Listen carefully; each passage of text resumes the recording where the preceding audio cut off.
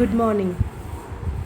आज हम प्लासी का जो युद्ध हुआ था उसके बारे में बात करेंगे। प्लासी का जो युद्ध हुआ था वह 1757 ईस्वी में हुआ था और यह युद्ध बंगाल के जो नवाब था सिराजुद्दौला उसके और अंग्रेज़ों के मध्य हुआ था। अब बात आती है कि ये जो युद्ध हुआ था इसके कारण क्या क्या थे। तो इसके कारणों में पहले कारण की जो हम बात करेंगे उसके अंतर्गत आता है कि जो संधि की जो बात हुई थी, दोनों के मध्य जो संधि हुई थी दोनों शक्तियों के मध्य, उनमें जो शर्तें तय की गई थी उन शर्तों का पूरा न होना। जब परिस्थितियों से विवश होकर दोनों पक्षों ने संधि कर ली लेकिन शर्तों का पालन करने में किसी भी पक्ष की कोई भी रुचि नहीं थी। सिराजुद्दौला ने अंग्रेज़ों को मुआवजा देने का वचन दिया था परंतु उसने किसी प्रकार का कोई मुआवजा नहीं दिया। इसी प्रकार से ही कहा जाता है अंग्रेज़ों की ओर से कि नवाब संधि की शर्तों को पूरा करने के लिए तैयार नहीं था। इसी प्रकार का आरोप कंपनी पर भी लगाया जाता है क्योंकि कंपनी ने नवाब से भी पहले युद्ध की तैयारी शुरू कर दी थी। अंग्रेज़ों का मानना था कि जब तक सिराजुद्दौला नवाब बना रहेगा कंपनी के हित जो भी हैं उनको खतरा बना रहेगा।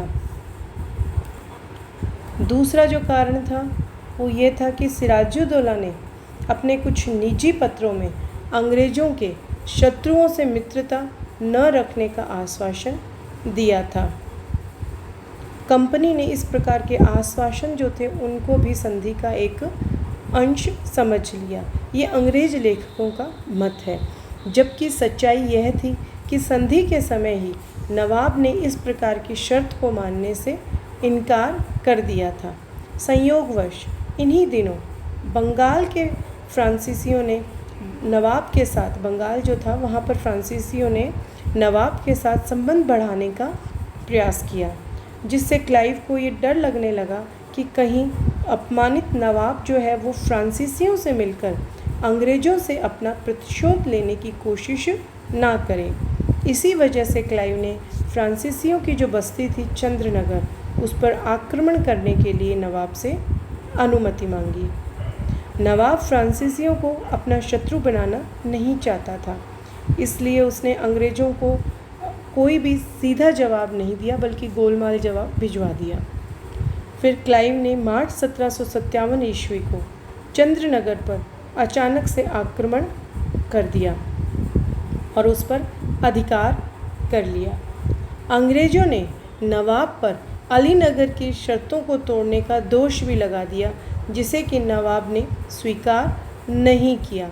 नवाब का कहना था कि बंगाल के फ्रांसीसियों ने अंग्रेज़ों के विरुद्ध कोई कार्य नहीं किया, फिर उनको क्यों शत्रु माना जाए। लेकिन अंग्रेज़ भी अपनी बात पर डटे हुए रहे।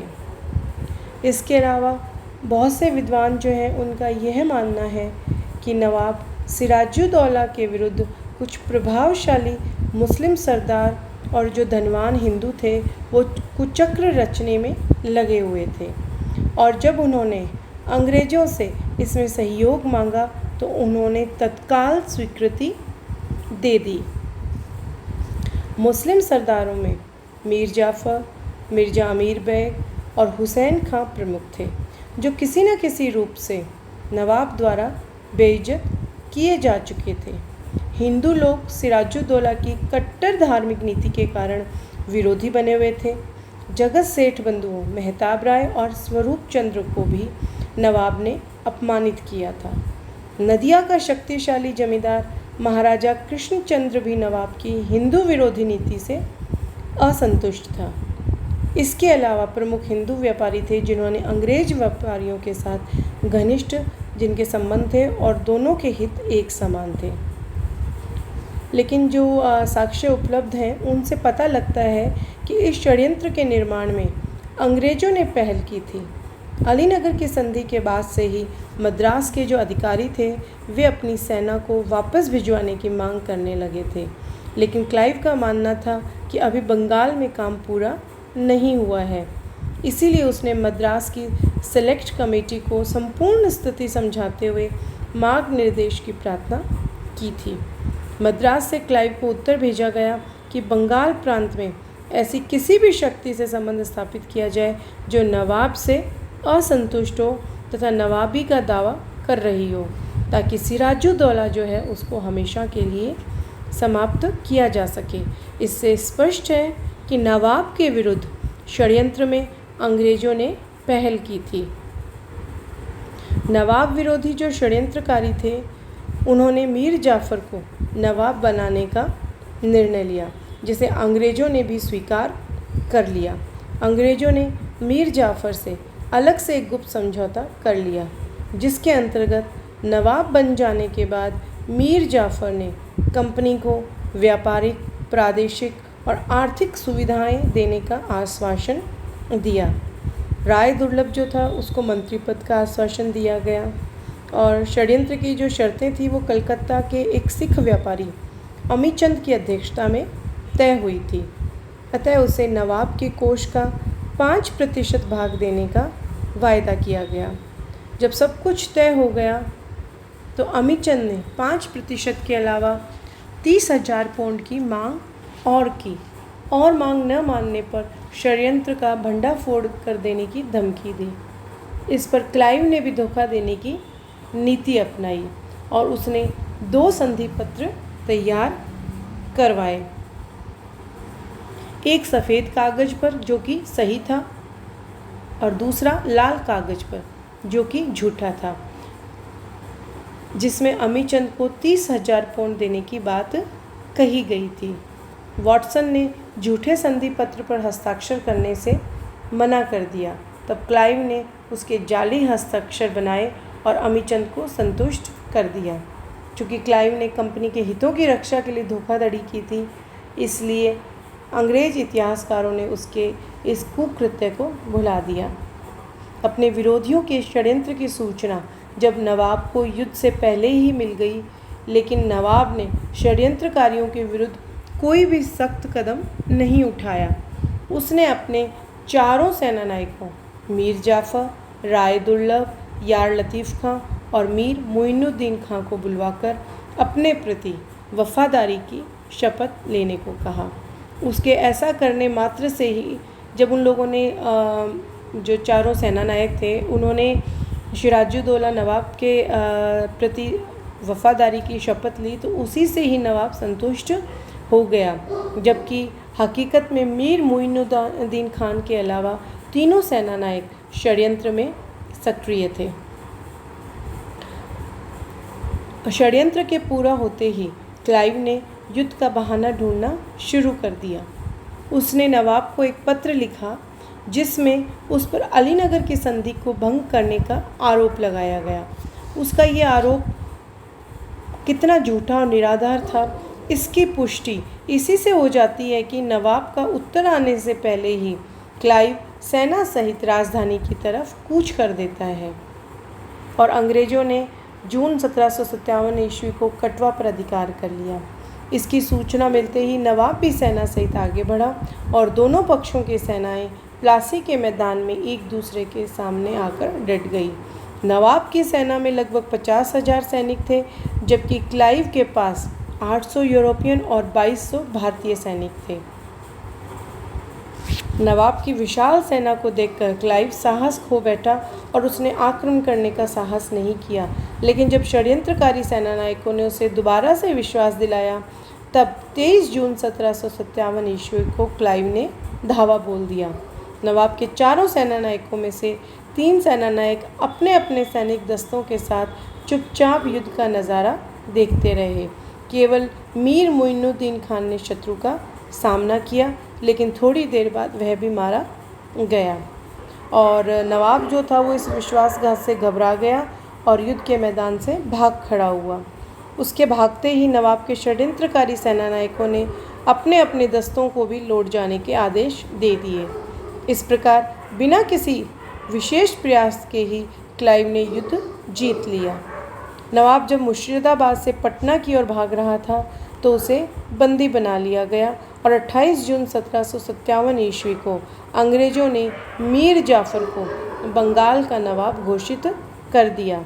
2 जुलाई को मीर जाफ़र के पुत्र मीरन ने नवाब सिराजुद्दौला की हत्या कर दी। अब अगर बात की जाए इस युद्ध का क्या महत्व रहा, तो यद्यपि सैनिक दृष्टि से देखा जाए तो प्लासी का युद्ध कोई बड़ा युद्ध नहीं था, क्योंकि इसके परिणाम, लेकिन बात करें इसके परिणामों की तो वे बड़े महत्वपूर्ण थे। सैनिक दृष्टि से तो इसमें नवाब के केवल 500 और अंग्रेज़ों के केवल 65 सैनिक जो थे वे ही मारे गए थे। नवाब की विशाल सेना की पराजय का जो मूल कारण जो था वो उसके सेनानायकों का विश्वासघात था। क्लाइव ने जगत सेठ बंधुओं और मीर जाफ़र जैसे जो देशद्रोही थे उनकी भी महत्वाकांक्षाएं जो थी उनका पूरा लाभ उठाया था। और इस प्लासी के युद्ध के संबंध में के.एम. पनिकर का एक जो कथन है वो बहुत ही प्रसिद्ध है कि प्लासी जो है वो एक ऐसा सौदा था जिसमें बंगाल के धनी लोगों और मीर जाफ़र ने नवाब को अंग्रेज़ों के हाथों बेच दिया। और प्लासी के इस युद्ध के बाद बंगाल में एक नए युग की शुरुआत हुई, जिसने न केवल बंगाल प्रांत में ही क्रांति उत्पन्न की, अपितु ईस्ट इंडिया जो कंपनी थी इसके स्वरूप में भी क्रांतिकारी परिवर्तन कर दिया। सबसे पहले बात की जाए इसके राजनीतिक महत्व की, तो प्लासी के युद्ध में जो युद्ध हुआ था इससे तात्कालिक शासन व्यवस्था का खोखलापन स्पष्ट हो गया। भारतीयों के आंतरिक मतभेद प्रकट हो गए। इसमें अंग्रेज़ों का आत्मविश्वास जो है इस युद्ध ने और अधिक बढ़ा दिया और वे ये मानने लगे कि षड्यंत्र और कुचक्र के द्वारा भारतीयों के द्वारा ही परास्त करके अपने साम्राज्य की स्थापना की जा सकती है। और युद्ध के परिणाम स्वरूप मीर जाफ़र बंगाल का नवाब अवश्य बन गया था, लेकिन उसकी शासन सत्ता कंपनी के सैनिक सहयोग पर टिकी हुई थी। इस प्रकार मीर जाफ़र कंपनी के हाथ का खिलौना बन गया और वास्तविक शासन सत्ता जो थी वो अंग्रेज़ों के हाथ में आ गई। इस युद्ध से पूर्व जहां अंग्रेज़ जो थे केवल एक व्यापारिक कंपनी के मालिक थे और उस समय कंपनी पर नवाब का नियंत्रण था, प्लासी ने नवाब के नियंत्रण को समाप्त कर दिया और नवाब पर कंपनी का नियंत्रण मजबूत हो गया।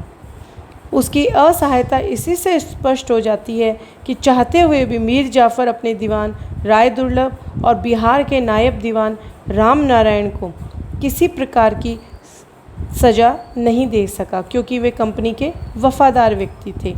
कंपनी की कृपा प्राप्त करके कोई भी व्यक्ति प्रशासन में उच्च पद प्राप्त कर सकता था। इस युद्ध ने अंग्रेज व्यापारियों की आकांक्षाओं को जागृत कर दिया और वे भारत में अपने साम्राज्य की स्थापना का स्वप्न देखने लगे। और इस युद्ध में मुग़ल साम्राज्य के लिए ये युद्ध था ये घातक सिद्ध हुआ। एक व्यापारिक कंपनी ने उसके एक सूबेदार को हटाकर दूसरे व्यक्ति को सूबेदार नियुक्त कर दिया, अर्थात मुग़ल सम्राट केवल एक मूक दृष्टा है और कोई भी शक्ति अपने बल पर सूबेदार को हटा सकती है या नया सूबेदार नियुक्त कर सकती है। बंगाल की राजनीति में अब अन्य यूरोपीय शक्तियों का प्रभाव जो था वो क्षीण हो गया।